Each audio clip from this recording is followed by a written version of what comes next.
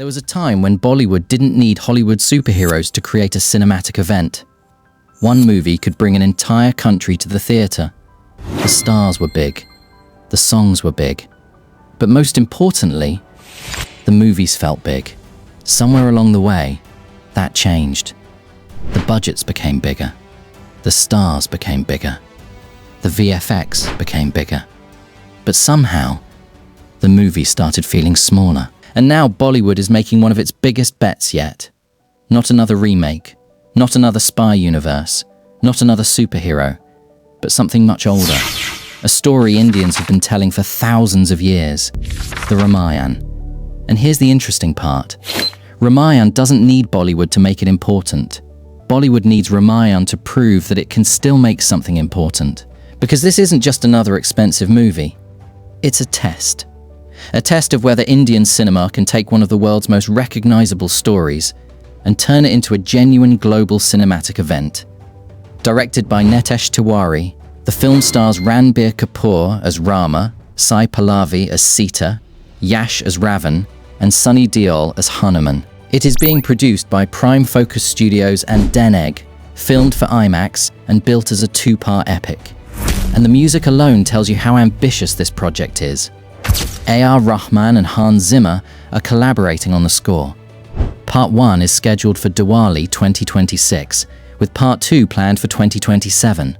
So clearly, the ambition is enormous. But ambition isn't the reason I'm interested in this movie. The real question is, why does Ramayan matter so much to Bollywood right now? Because audiences have changed. A few years ago, putting a superstar on a poster could be enough to create curiosity. Today, audiences have almost unlimited entertainment. Hollywood gives them Marvel. Christopher Nolan gives them spectacle. Avatar gives them worlds they've never seen before. Streaming gives them thousands of alternatives. So the question has changed. People don't simply ask, who's in the movie? They ask, why should I leave my house and watch this in a theatre? And that's where Ramayan has an advantage. It already has something most new franchises spend years trying to create. Emotional recognition. People already know Rama. They know Lord Sita.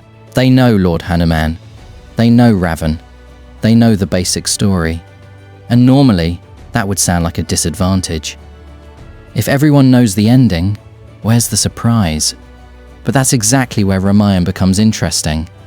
Because the audience isn't coming to discover the story. They're coming to discover your interpretation of it. Think about it. We've seen Batman dozens of times. We've seen Spider-Man dozens of times. We've seen Superman dozens of times. Yet filmmakers keep returning to them. Why? Because a familiar character can still reveal something new when the filmmaker changes the perspective. Ramayan has the same potential, but with one enormous difference. These aren't just fictional characters to millions of people. They carry cultural, emotional, and spiritual meaning. And that makes the movie's biggest advantage, also its biggest danger. Because Bollywood cannot simply make Lord Ram look cool. It has to make us believe in Lord Ram. And this is where the psychology of Ramayan becomes much more interesting than the spectacle. Lord Ram isn't powerful because he always gets what he wants. In fact, he repeatedly gives up what he wants. His kingdom, his comfort, his personal desires, his own happiness. And that's what makes his character psychologically powerful. Because real strength isn't always about control over other people. Sometimes it's control over yourself. Duty over desire. Sacrifice over self. The film's own promotional material has emphasized this interpretation of Lord Ram. And that's something modern audiences can understand. Because we live in a culture that constantly tells us, follow your desire, get more, win more, become more powerful. Lord Ram represents almost the opposite philosophy. He asks, what are you willing to give up for something greater than yourself? That's not an outdated question. That's a human question. And then we have Ravan. This might be the most fascinating psychological conflict in the entire story. Because Ravan shouldn't be interesting simply because he's evil. He's interesting because he's powerful. He's intelligent. He's ambitious. And yet, his intelligence doesn't save him from his ego. That's important. Because some of the most dangerous people in history weren't people who believed they were villains. They believed they were justified. They believed their intelligence made them superior. They believed their desire gave them permission. And that's why Ravan is more than a villain. He's a warning about what happens when intelligence loses humility, when ambition loses restraint, when desire becomes obsession. So Rama and Ravan aren't simply good versus evil. There's something more psychologically interesting. Self-control versus ego, duty versus desire, restraint versus obsession. And suddenly, a story thousands of years old starts feeling very modern. But here's where Bollywood faces its biggest challenge: spectacle. Because Ramayan has everything a modern blockbuster wants: wars, kings, flying creatures, massive armies, Lanka, the bridge to Lanka, Hanuman, divine weapons, and battles on an enormous scale. So yes, the movie needs spectacular visuals, but spectacle alone won't save it. We've already seen expensive movies with incredible VFX that audiences simply didn't care about, because visual effects can create an image. They cannot create meaning. And that's the difference. Ramayana doesn't need to look like Hollywood. It needs to make Hollywood wonder how India created something this powerful. And that's why the global ambition of this project matters. The film has been explicitly developed for a worldwide audience, filmed for IMAX, and is being distributed internationally. Its first trailer was released globally in 5 Indian languages. This isn't just, let's make a big Indian movie. It's, can an Indian epic become a global cinematic experience? That's a much harder question, because the world doesn't care how much money you spent. It doesn't care how many famous actors are in the movie, and it certainly doesn't care how many VFX shots you have. The world cares about one thing. Does the story make me feel something? And this is where Ramayan has something artificial franchises can't manufacture: history, mythology, characters, conflict, emotion, cultural memory. It doesn't have to spend 5 movies convincing us that Ram matters. We already know he matters. The filmmaker's job is different. They have to show us why we should watch this version, and that requires something much harder than money. It requires restraint. Because when filmmakers have enormous resources, the temptation is to use all of them. More explosions, more CGI, more slow motion, more spectacle, more everything. But sometimes, more makes a story feel less. Ramayan doesn't need to constantly scream that it's an epic. The story already is. And that's why I think the biggest battle in this movie isn't actually Rama versus Ravan. It's Bollywood versus its own limitations. Can Bollywood make a spectacle without becoming obsessed with spectacle?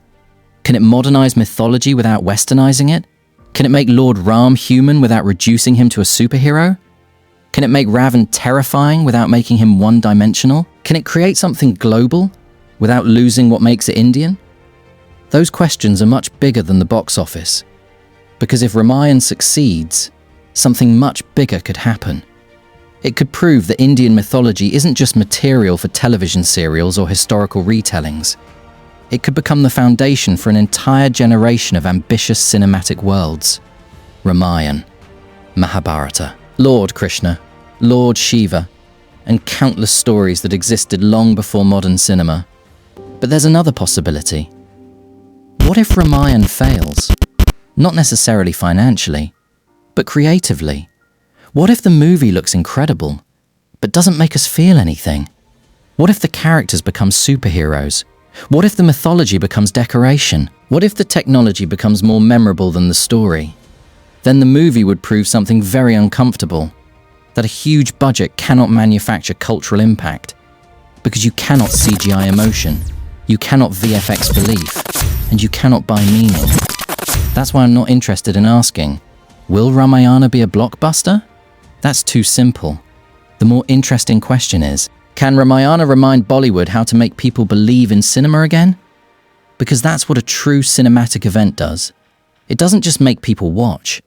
It makes people feel that staying home would mean missing something. And perhaps that's what Bollywood has been missing.